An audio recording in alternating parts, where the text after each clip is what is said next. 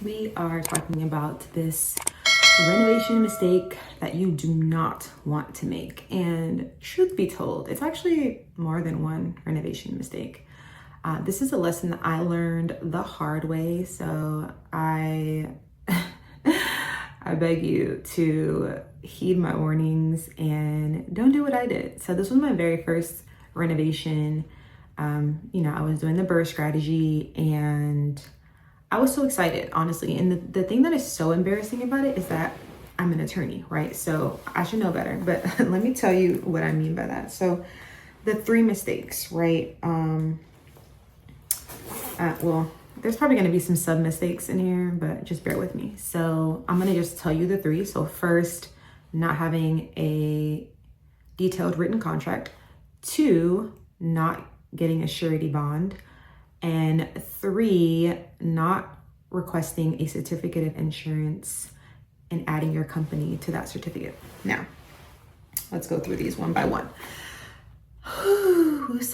Okay, so first, a contract. Come on, it's basic. Like, as an attorney, I should know better, right? Why would I not have a contract? But to be honest, I was just really excited and I was like, I didn't even think about it. That's the crazy part. Like, it didn't even occur to me like that I should get a contract with this contractor. Okay, this was my very first transaction years ago.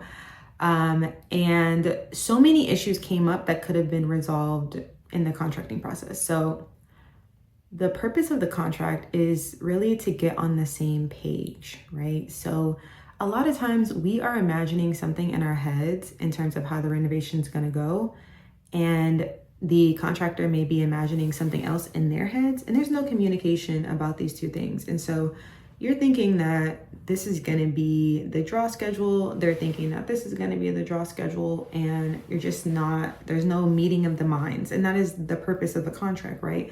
The purpose is to memorialize discussions you've had, agreements you've made on paper, so everybody knows what the expectation is. Now, some things that I would have put in a contract with a contractor for a renovation are, and this is not exhaustive, but these are just some things that are sticking out to me, is first of all, agreeing on the price and what happens with change orders. Now, change orders is when something in the project is happening and it's not going according to plan, and you decide, or the contractor decides, that something needs to change about what you originally agreed on. So it may be that, they are doing your plumbing, but the pipe that comes from the city to service your plumbing line is broken, and that was not known to anybody before the work started. And so now, they have to account for those additional costs to either replace or repair that service line. And we hadn't originally talked about that. And so having a provision in your contract that explains what happens when there's a change order, how are change orders approved, is there a timeline for approval, etc. All those details need to be ironed out. Another thing that is crucial to put in the contract is the payment schedule and the timeline for that. So are you paying a certain amount up front and then at certain milestones in the project? Who decides when a milestone has been met, and how is that decision made? How long after the milestone has been met does payment need to be made? What happens if a payment is missed?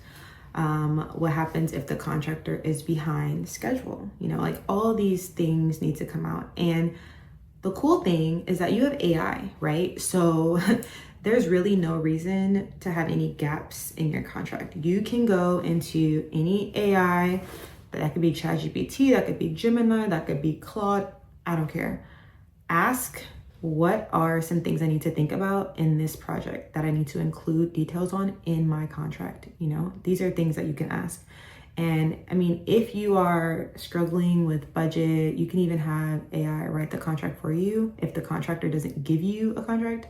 And that's not something that I typically encourage, but if you have, very limited funds or access and this is your last resort, it's honestly better than nothing. Trust me. Another thing that should be clear in the contract is what happens if for some reason something happens to the property while they're making those repairs or renovations. Like I had a friend who the property caught on fire while the renovations were happening. And so, you know, certain money was paid, but the project was unable to be finished. And there's a debate about if the money needs to be returned, and all that stuff should be anticipated and laid out in the contract. Another provision that you need to have in there is, what does breach look like? You know, if you want to accuse a contractor of breaching the contract, what does that look like? You know, when and under what circumstances will you say they have breached the contract? Okay, so can't give you an exhaustive list because I don't know your situation, but those are just some things to think about. Another thing is getting a surety bond. Now, a surety bond is basically, it's like a legally binding agreement, and it guarantees that the person the bond is protecting will actually fulfill their obligations. Now, I didn't know about this before I did my first project, but a lot of contractors will either have a bond up to a certain amount, or if they don't, you can actually buy your own bond and like just include that in your project budget. Now, if for some reason the contractor does not fulfill their obligations, or you know, abandons your job, this is something that happened to me, you can actually sue on the bond, right? And so the bond is supposed to cover up to a certain amount if they don't meet their obligations. The bond price, if you have to buy your own, will depend on the size of the project, but it'll also depend on the state you're in. And not all states require contractors to have bonds. You may have heard someone say, like, is the contractor licensed, bonded, and insured? That bonded piece, some states require that they have a bond up to a certain amount. So it's always best to just ask the contractor up front, like, are you licensed, bonded, and insured? If so, please provide evidence. If the contractor is pushing back on providing evidence, I ain't gonna say they don't got it, but I will say that should be a red flag for you. You know, think about that. All right, another piece of this is insurance. So the purpose of asking for a certificate of insurance and to have your company named as an additional insured is to protect against liability. Now, first of all, you want to make sure that the contractor has adequate liability protection in case they do something crazy on your property. Something just happened to me yesterday, okay? Contractors are doing work in my house, and the shower door that they were gonna throw away, it was a glass door, as they were transporting it out of the house, they dropped it and it shattered. Now, there was glass everywhere. Glass on the couch, glass on the floor, and the tenant had a pet. Now, I ain't gonna go into all the details, but as you can imagine, someone could get hurt, or something like a pet could get hurt.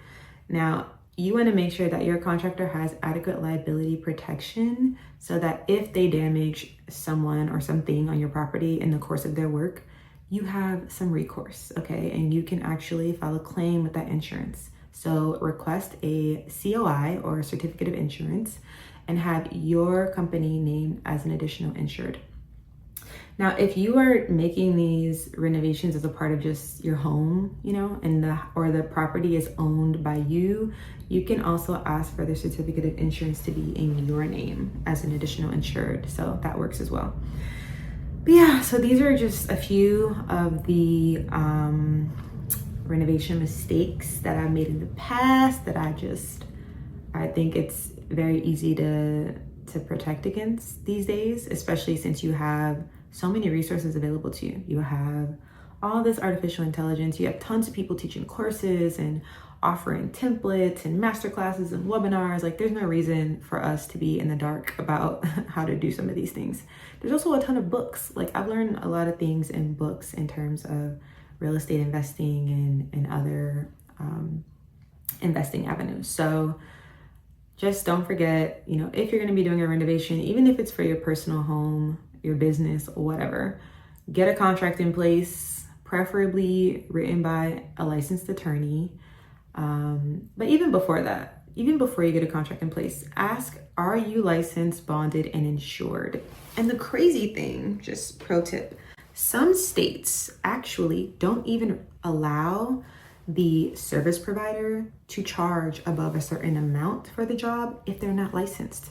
And California is one of these states, and I learned this and I thought that was crazy. So I think it's something like, if you are not a licensed general contractor, but you're doing that type of work, you can't charge over $1,000 or $500 or something crazy like that. Look it up. But yeah, so some states even prohibit them from charging over a certain amount if they're not licensed. So don't let these folks play you. So you want to know, are you licensed, bonded, and insured?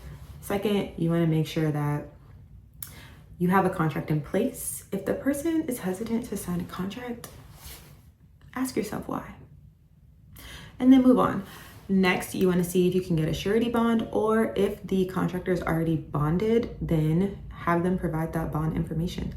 Third, you want to get a certificate of insurance naming yourself or your company or whoever the owner is as an additional insured, and make sure that you look at the liability limits and everything to make sure it's enough, right? Usually it's like a million per year in aggregate or something like that. It could be 2 million, 3 million. Just make sure that you're getting some documentation to protect yourself throughout this process.